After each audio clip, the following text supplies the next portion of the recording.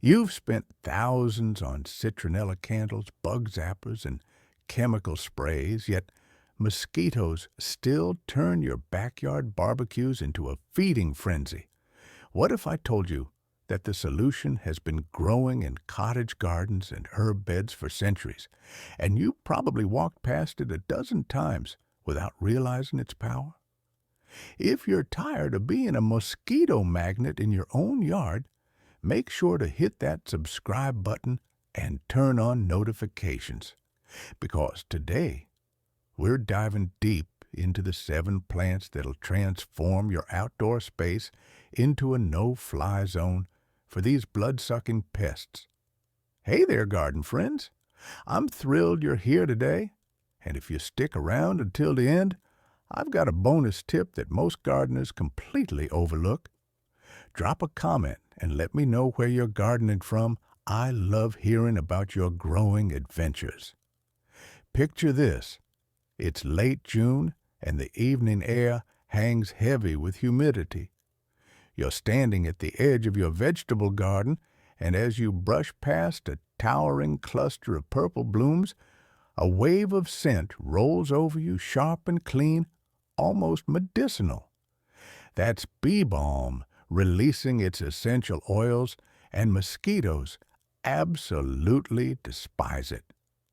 This native North American wildflower, also called monarda, has been used by indigenous peoples for centuries, not just for tea and medicine, but as a natural insect deterrent. The plant produces thymol, the same compound found in commercial mouthwash, and it's this powerful oil that sends mosquitoes fleeing. Bee balm thrives across most of the country, handling cold winters in places like Michigan and adapting beautifully to the warm, humid summers of Georgia. Planted in full sun to partial shade, give it room to spread because it will. And watch as hummingbirds and butterflies crowd in while mosquitoes steer clear. The blooms come in shades of red, pink, purple, and white, creating a spectacular midsummer display that can stretch 3 feet tall. One mistake many gardeners make is planting bee balm in soil that stays too wet. This leads to powdery mildew on the leaves. Instead, choose a spot with good air circulation and soil that drains well, but stays moderately moist. Deadhead the spent flowers to encourage a second bloom, and divide the clumps every few years to keep them vigorous. Here's a bonus tip that'll blow your mind. You can actually crush a few leaves and rub them directly on your skin for a natural mosquito repellent when you're working in the garden. Have you ever grown bee balm in your yard, or is this one you've been overlooking? Now let me take you to a completely different scene. It's early spring in the Pacific Northwest, and the rosemary bushes are already thick with needle-like leaves, their piney fragrance drifting across the garden every time the breeze kicks up. Rosemary isn't just for roasting potatoes. This Mediterranean herb is a mosquito-fighting powerhouse that'll earn its keep in your landscape year after year. The secret lies in its essential oils, particularly camphor and eucalyptol, which mosquitoes find absolutely intolerable. In milder regions like coastal California or the Southeast, rosemary can grow into a substantial evergreen shrub reaching 4 or 5 feet tall, creating a living fence that's both beautiful and functional. In colder areas, you'll want to grow it in containers that you can bring inside when frost threatens, or treat it as an annual and replant each spring. Rosemary demands full sun and soil that drains quickly. It evolved on rocky Mediterranean hillsides, and it'll sulk or rot if you plant it in heavy clay or keep it too wet. Once established, it's incredibly drought-tolerant, making it perfect for those hot, dry summers in places like Arizona or inland California. The plant blooms with small blue, pink, or white flowers that bees adore, adding another layer of life to your garden. Here's something most people don't realize. You can prune rosemary aggressively to shape it into topiaries, hedges, or even train it into a small tree form called a standard. Harvest sprigs regularly for cooking. This actually helps keep the plant bushy and compact. When you're grilling outside on summer evenings, throw a few fresh branches directly onto the coals. The smoke will create a mosquito barrier around your patio, while adding incredible flavor to your food. Do you currently have rosemary growing? Or have you been limiting it to just a pot on your windowsill? Let's shift gears completely and talk about something that might surprise you. It's August in the Deep South, and the heat is relentless, shimmering off the pavement and making the air feel thick enough to drink. But there's one plant thriving in this brutal heat, standing tall with its bold, tropical-looking foliage and not a mosquito in sight around it. That's catnip. And before you write it off as just something to drive your cat crazy, listen to this. Research has shown that nepetalactone, the essential oil in catnip, is actually 10 times more effective at repelling mosquitoes than DEET, the chemical in most commercial bug sprays. This member of the mint family is native to Europe but has naturalized across the United States, growing happily from Maine to Texas. Catnip forms a loose, sprawling mound of gray-green leaves topped with spikes of small white or lavender flowers throughout the summer. It's ridiculously easy to grow, tolerating poor soil, drought, and neglect better than almost any other garden plant. Plant it in full sun, give it average soil, and then basically forget about it. The only real challenge is that it can self-seed enthusiastically, so deadhead the flowers if you don't want baby catnip plants popping up everywhere next spring. Yes, neighborhood cats might roll around in it occasionally, but honestly, that's part of the charm. You can dry the leaves for homemade cat toys or brew them into a mild minty tea that's been used traditionally for relaxation and settling upset stomachs. What's your experience been with catnip? Does it grow wild in your area already? Here's where things get really interesting, and I'm about to share something that'll change how you think about your herb garden forever. Imagine walking through a garden center in late April, past rows of petunias and marigolds, when suddenly you catch a whiff of something that smells exactly like lemon candy mixed with fresh-cut grass. That's lemon balm, and it's one of the most underrated mosquito deterrents you can grow. This cheerful herb is related to mint, and like its cousin, it grows with an enthusiasm that borders on aggressive.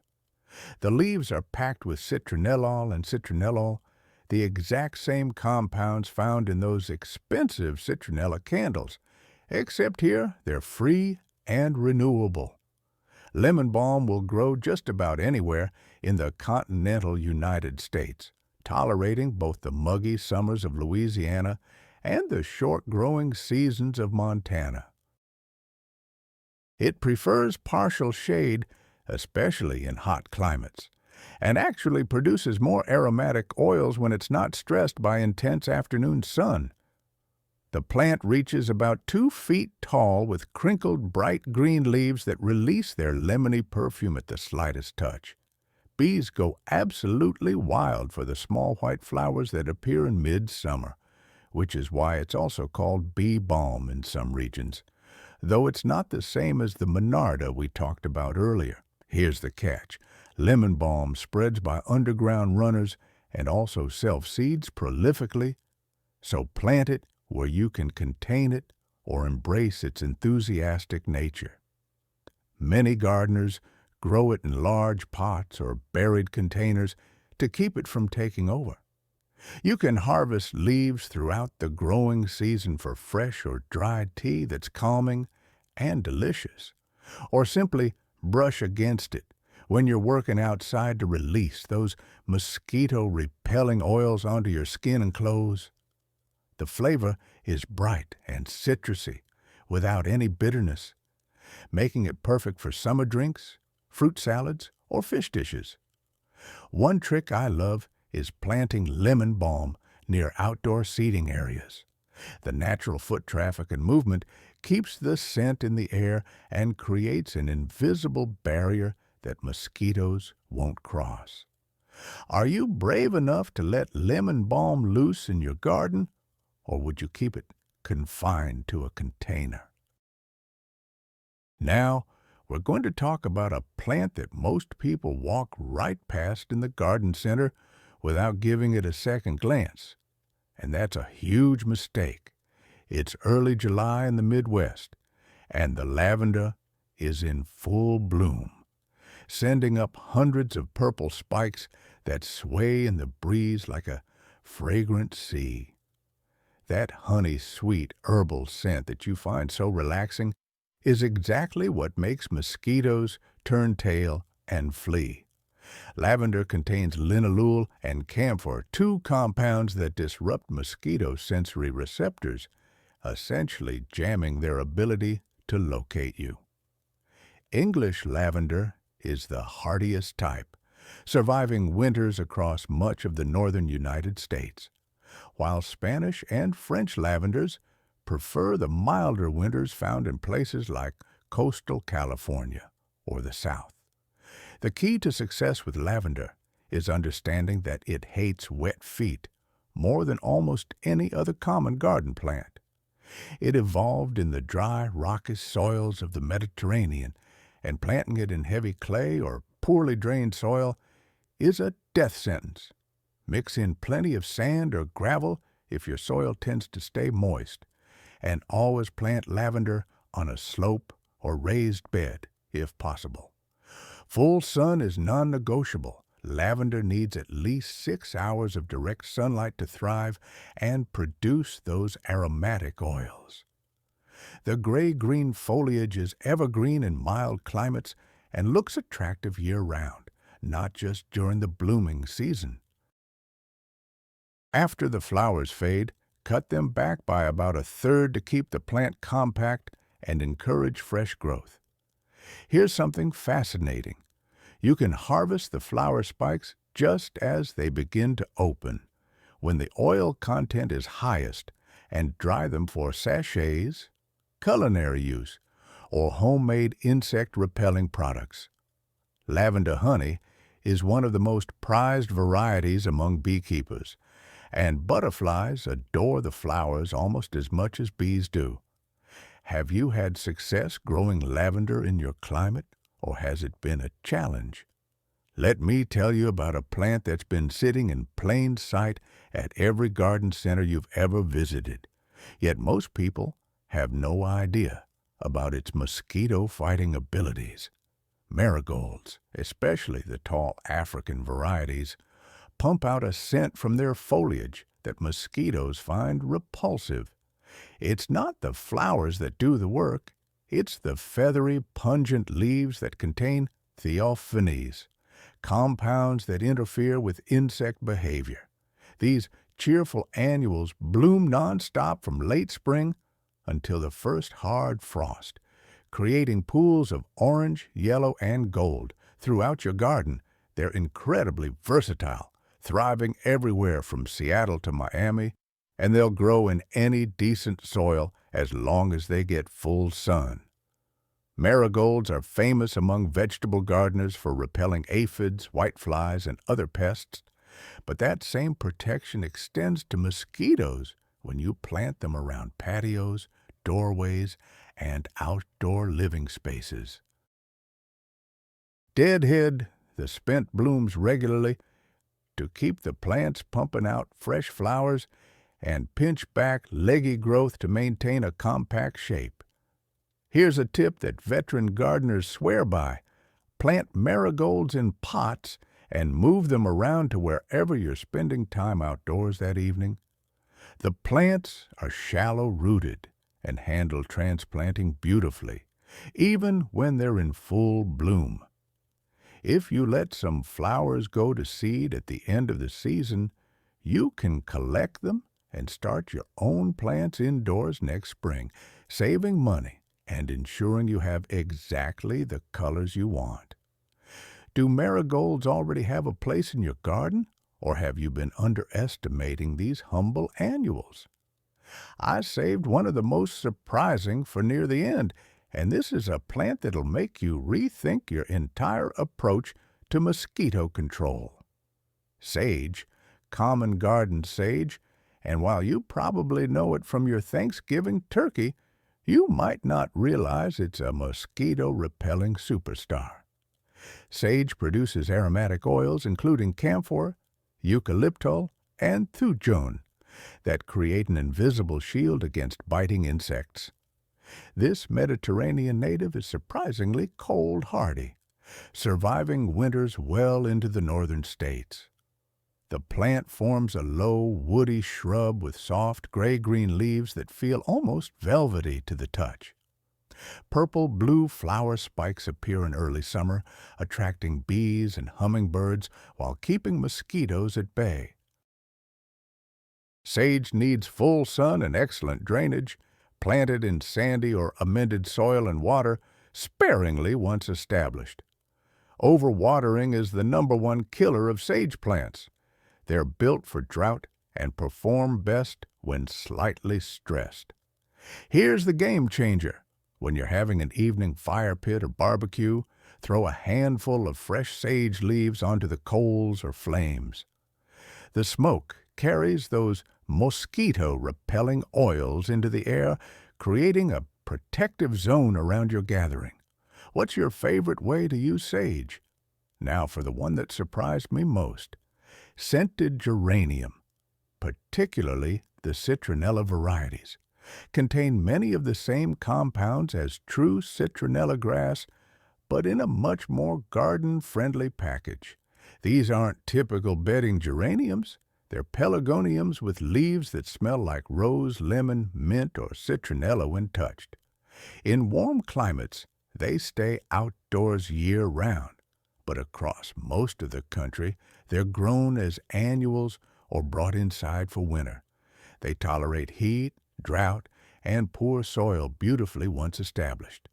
Plant them in containers flanking your doorway or along pathways where you'll brush against them regularly to release that mosquito-deterring fragrance. Which of these would you try first in your backyard? So there you have it. 7 incredible plants that'll help you reclaim your yard from mosquitoes without resorting to harsh chemicals or expensive gadgets. From the native beauty of bee balm to the surprising power of catnip, from the Mediterranean charm of rosemary and lavender to the everyday reliability of lemon balm, marigolds, sage, and scented geraniums, you've got options that'll work in virtually any American garden. The real magic happens when you combine several of these plants, layering their protective properties to create outdoor spaces where mosquitoes simply don't want to hang around. Remember that these plants work best when you interact with them. Brushing against foliage, harvesting leaves, or burning sprigs releases those essential oils into the air where they're most effective. Gardening isn't just about growing pretty flowers or fresh vegetables. It's about creating living ecosystems that work with nature instead of against it. When you choose plants that naturally repel pests, you're building a healthier environment for yourself, your family, and all the beneficial insects that make gardens thrive. Which of these 7 plants are you most excited to add to your landscape this season? And do you have any secret mosquito-fighting plants that I didn't mention? Drop your thoughts in the comments. I read every single one, and I love learning from this incredible community. If you found this helpful, go ahead and give that like button a tap. And don't forget to subscribe so you never miss our upcoming videos on creating beautiful, productive, pest-free gardens. Happy planting, friends!